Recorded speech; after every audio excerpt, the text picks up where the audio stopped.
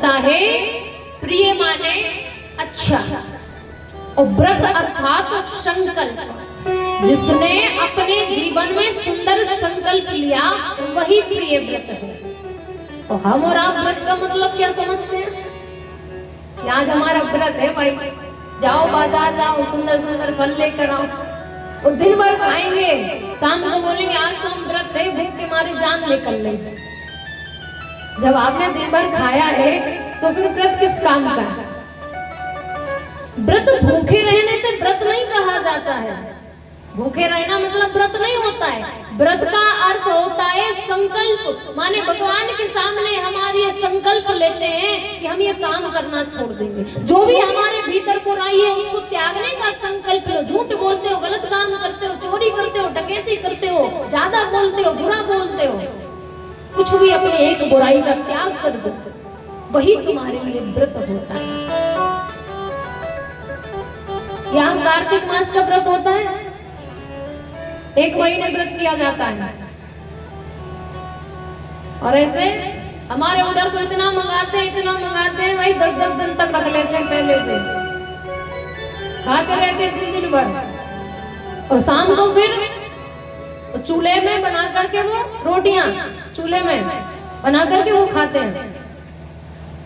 फिर भी सुबह कहते हैं रात में बहुत भूख लगी थी। हम व्रत थे ना, 10 दिन निकल गए, 15 दिन निकल गए, भगवान आधा महीना हो गया, बस आधा रह गया। व्रत करने के बाद बताना भी नहीं चाहिए, भूख लगी ये भी नहीं बताना चाहिए, क्योंकि हमेशा धर्म को छुपा कर करना चाहिए। धर्म को छुपा कर करना चाहिए हमेशा, वरना वो धर्म हमारा छीन हो जाता है।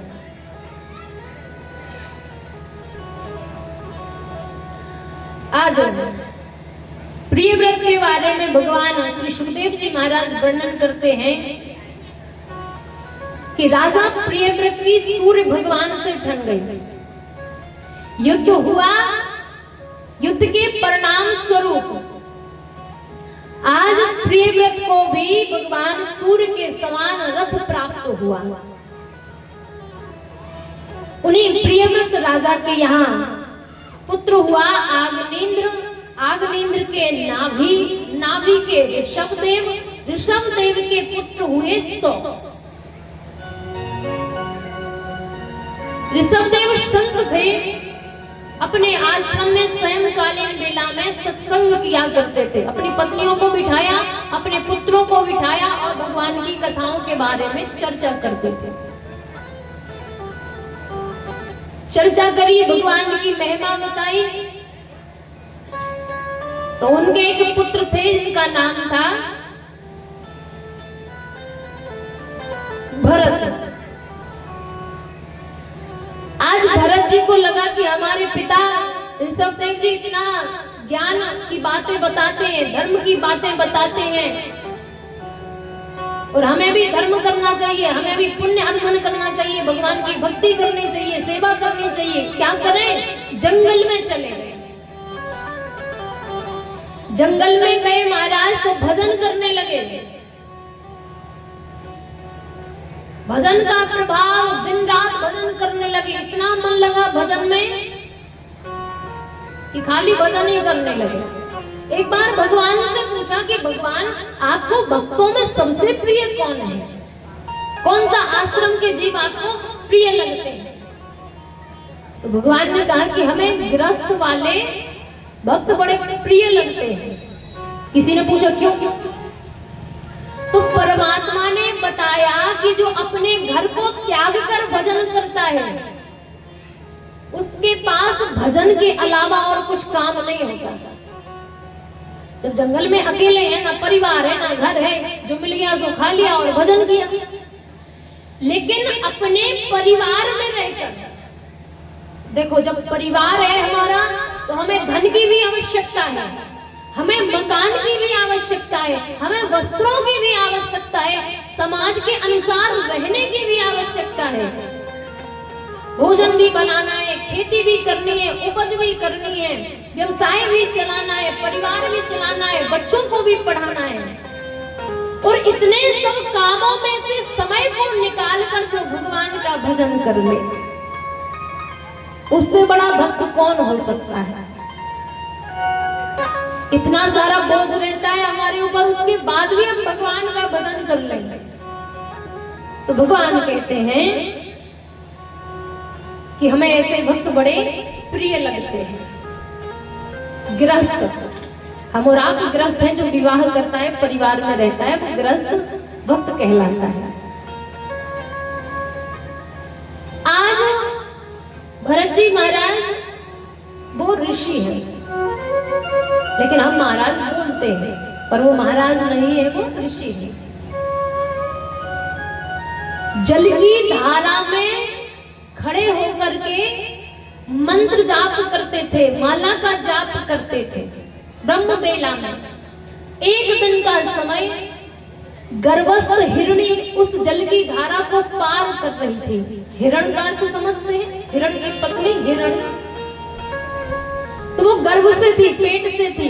अब जल की धारा को उस तरफ निकलना था उसको, इस तरफ से, तो बीच जल की धारा में उसकी प्रसव पीड़ा प्रारंभ हुई और उसने एक छोटे से हिरण के बच्चे को जन्म दिया। संयोगवश उसके प्राण वहीं निकल गए। अब वो छोटा सा हिरण का बच्चा बहता आ रहा था और भरत जी महाराज भजन कर रहे थे। उन्होंने देखा तो महाराज, बताया था ना कि संतों का हृदय कोमल होता है, दया लग गई कि छोटा सा बच्चा है, नदी में बहता हुआ जाएगा तो मर जाएगा। भरत जी महाराज ने उस हिरण के बच्चे को लिया, अपनी कुटिया में लेकर पहुंचे, तो विचार करने लगे कि 1-2 दिन तक इसकी सेवा करूंगा, फिर जाकर हिरणों के झुंड में छोड़कर वापस आ जाऊंगा।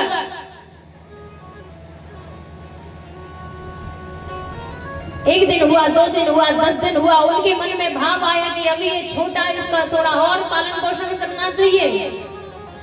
तो जो भजन की 100-100, 200 मालाएं करते थे महाराज, उस हिरण के बच्चे में ममता आ गई, माला छोड़ दी।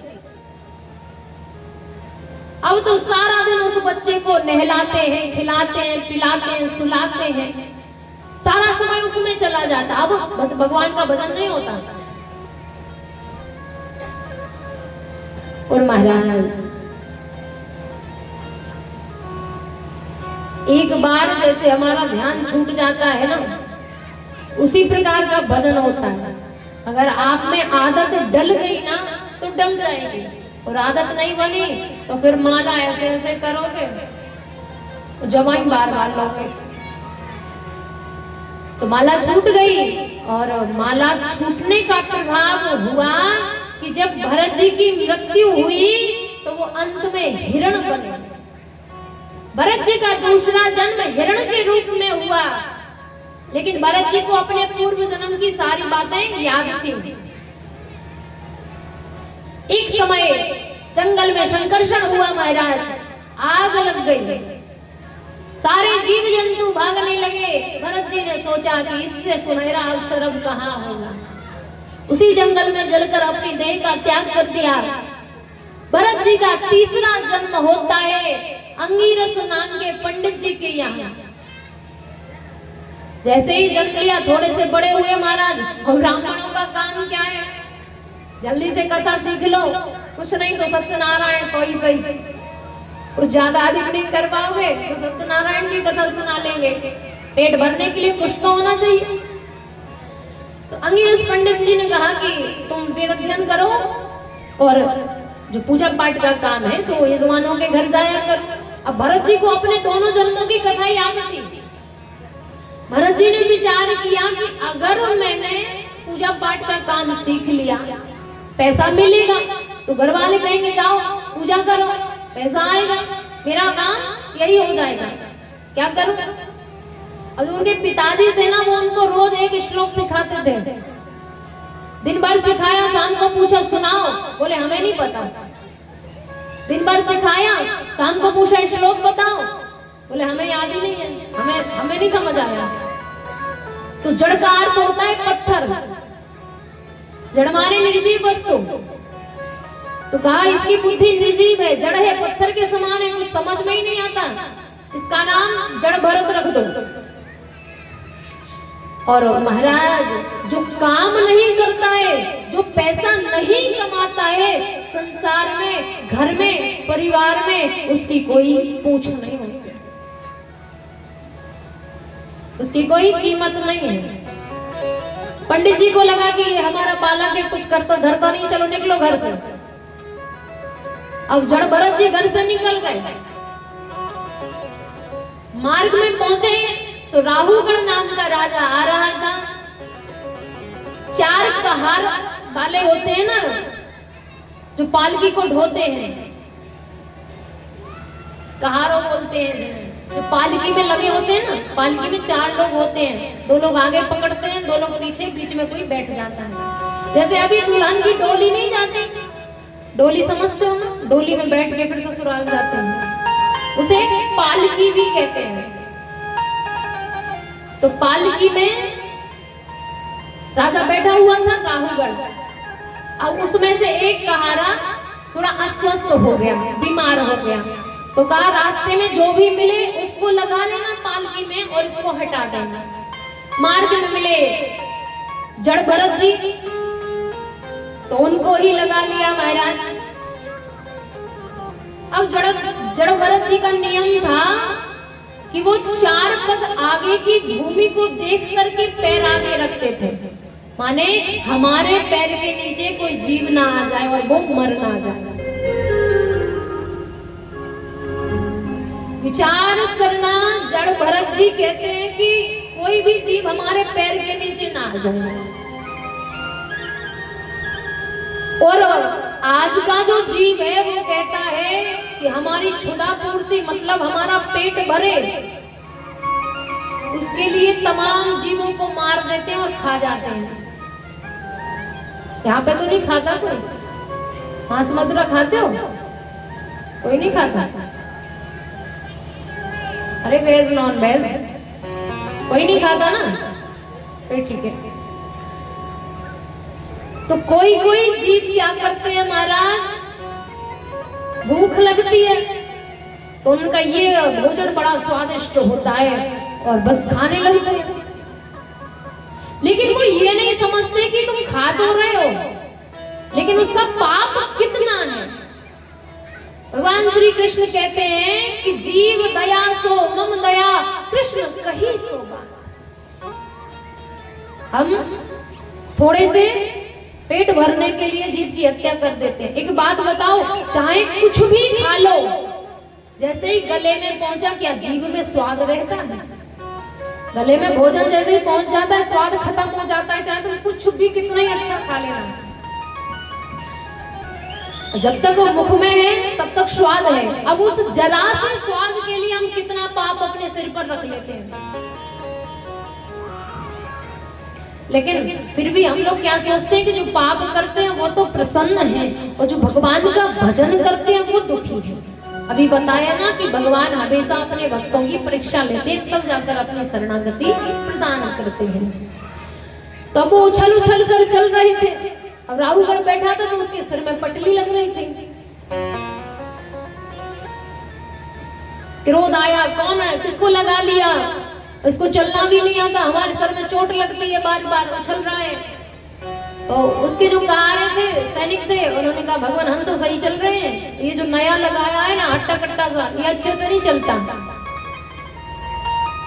अंत में राहुगढ़ का और जड़ भरत जी का बड़ा सुंदर संवाद होता है। उसी समय से राहुगढ़ भगवान की भक्ति में निर्वाह करने लगता है। आइए आगे की कथा। बड़ा सुंदर सा भक्त जिसके बारे में शायद आप सभी जानते होंगे। यहाँ भगवान के नाम की महिमा का वर्णन है। कथा का अंतर सिर्फ इतना है कि भगवान की नाम की महिमा का वर्णन है। भगवान का नाम किसी भी परिस्थिति में लो, हमेशा मंगलकारी होता है। थोड़ी सी कथा में समझिएगा आप लोग। अजामिल था एक, वो भी पंडित जी के महाराज। घर में पत्नी थी, जंगल में गए, एक स्त्री को देखा, मन में आया विवाह करें। घर पर पहुंचे, उसने कहा इसे निकालो, जब घर में रहेंगे। अपनी पत्नी को निकाल दिया, रहने लगे। 9 बालक हो गए उसको, 10वां गर्भ में था। अयोध्या से संत पधारे, अब गांव में पहुंचे महाराज। तो कभी कभी देखा होगा कि हंसी ठिठोली करने के लिए हम और आप जो भक्त नहीं होता है ना, अभक्त होता है, तो कह देते हैं कि इनके घर चले जाओ, बड़े भक्त बने फिरते हैं। तो गांव वालों ने कह दिया कि अजामिल के घर चले जाओ, बड़े भक्त हैं। अब अजामिल तो चोरी करता, डकैती करता महाराज, मांस मंदरा सब खाने लगा, भ्रष्ट हो गया। तो संत जैसे ही आए, उसकी पत्नी घर पर थी, संतों ने कहा कि हम रात्रि विश्राम करना चाहते हैं, हमारे भोजन की व्यवस्था करो। उसकी पत्नी ने कहा कि परमात्मा हम इस योग्य नहीं है, इसलिए आप हमसे सूखी सामग्री लो, सामने वृक्ष बनाइए और पाइए। अयोध्या के संत महाराज वृक्ष के नीचे बैठे, भोजन बन रहा था, भजन करने लगे। आप में से किसी ने ओरछा का नाम सुना है? ओरछा का नाम सुना है? झांसी के पास पड़ता